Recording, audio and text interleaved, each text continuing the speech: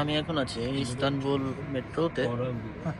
এই হচ্ছে Istanbul metro. আর Sirkeci. Istanbul মেট্রোতে Hız করে আমি station'dayız. যাচ্ছি হচ্ছে Sirkeci.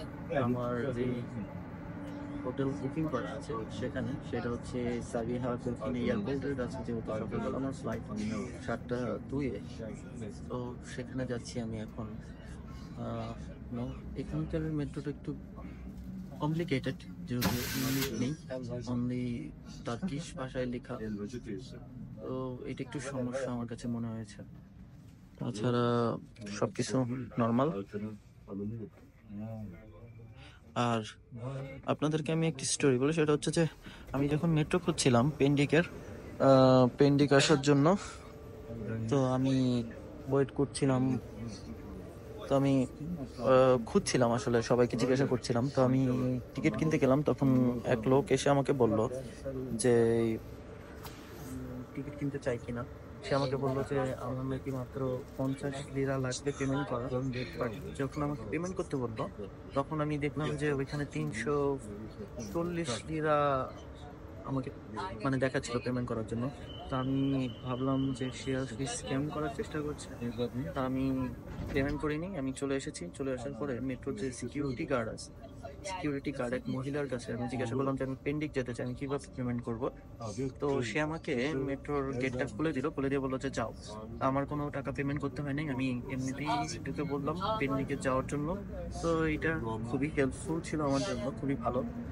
তো আমি অনেকটা কৃতজ্ঞ। Gelecek istasyon Üsküdar. আর এই হচ্ছে Bu মেট্রোর istasyondan M5 ডিটেলস দেওয়া, যে কোন মেট্রো থেকে কোন মেট্রো যাচ্ছে।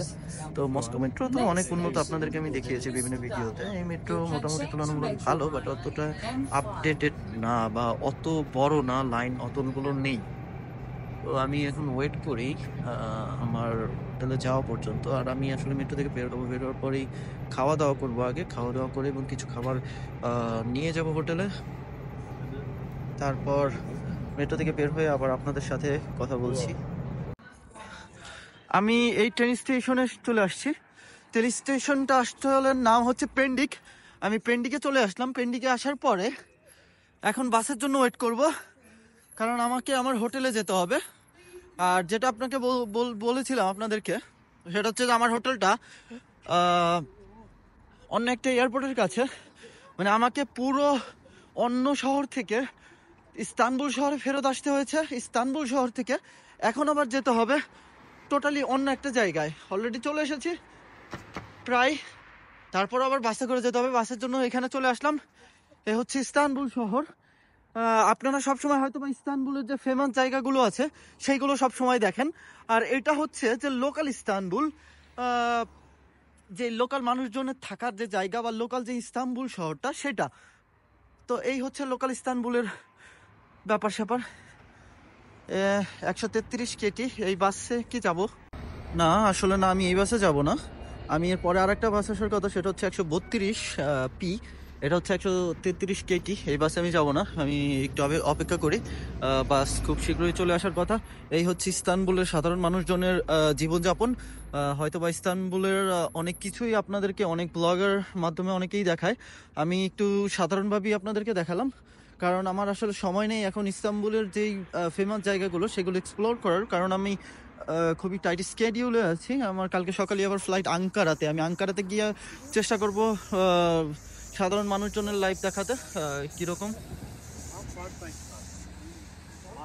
এই হচ্ছে। আর মোটামুটি অনেক ঠান্ডা, ভালোই ঠান্ডা। মনে হচ্ছে গরম, কিন্তু অনেক ঠান্ডা। যেহেতু বরফ নাই, রাশিয়াতে তো বরফ আছে। এই একটা বাস হচ্ছে ডাবল ডেকার বাস 160 চলে গেল। এটা অবশ্যই এখানে থামবে না। আমার এখানে দেখাচ্ছিল যে বাস আসার কথা হচ্ছে আপনার 10টায়, কিন্তু এখন 10টা বাজে, কিন্তু বাস এখনো আসলো না। বুঝলাম না কিছু। আচ্ছা, আরেকটু অপেক্ষা করি, অপেক্ষা করে দেখি বাস কখন আসবে। বাস চলে এসেছে 132 পি। এই বাসে যাব। তুলনামূলক অনেক ভিড়, মানুষজন দাঁড়িয়ে আছে বাসের জন্য। আমি বাসে উঠলাম। বাস মোটামুটি অনেক ক্রাউডেড, অনেক খাও বাসে আপনারা দেখতে পারেন, অনেক বেশি ক্রাউডেড। আসলে আপনাদের আমি রাশিয়ার বাস হয়তোবা দেখিয়েছিলাম, সেখানে এত হাউকাও বা ভিড় থাকে না, পুরো বাসও যদি ভর্তি থাকে তাও না। কিন্তু এখানে পরিস্থিতি অন্যরকম।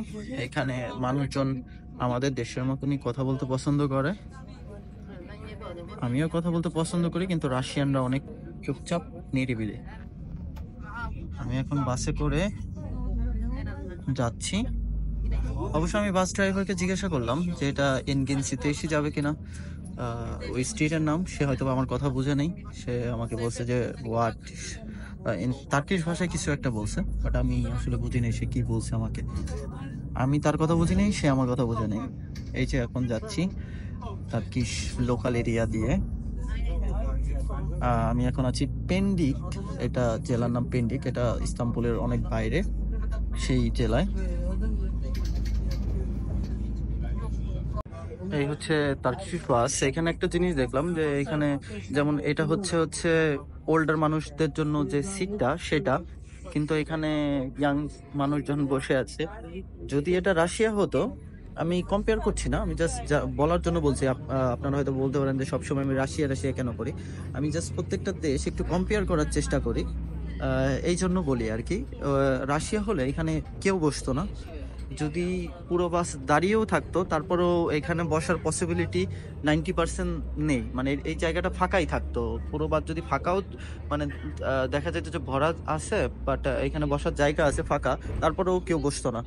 তো মানে একটু কম্পারিজন করে দেখালাম, বাট আমার কাছে জিনিসটা ভালোই লাগতেছে। এখানে ক্রাউডটা অনেক একটু হাউকাও, বাট রাশিয়া আমার কাছে তেমন একটা ভালো লাগে না, কারণ মানুষজন অনেক বেশি সাইলেন্ট।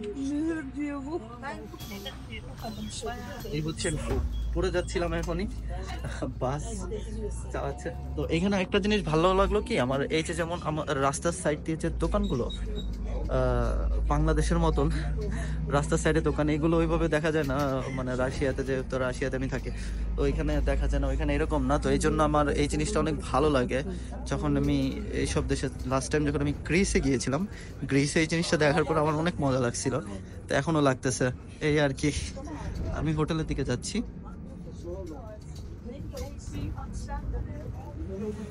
বাসে দাঁড়িয়ে আছি।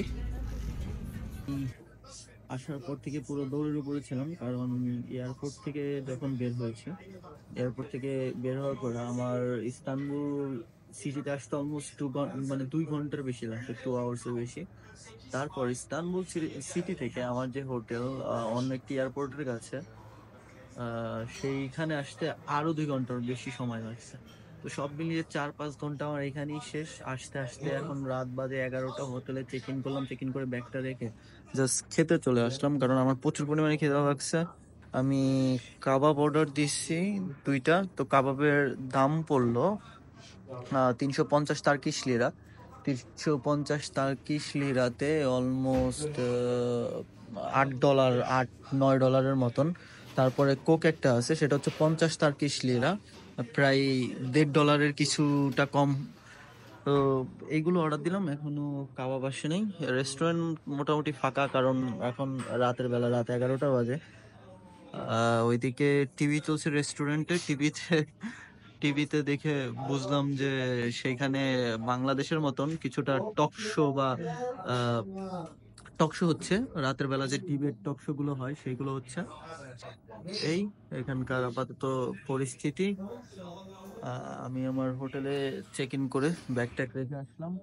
আজকের মতন খেয়ে পেয়ে ঘুম দেওয়া দরকার আমার। এমনিতেই যে কালকে ঘুম হয়নি মস্তিষ্কে, সকালবেলা বারবার মনে হচ্ছিল কখন ঘুম থেকে উঠবো, কখন এয়ারপোর্টে যাব। তারপরে আমি এয়ারপোর্ট যেতে লেট করেছি, তো কিছুই করার নেই।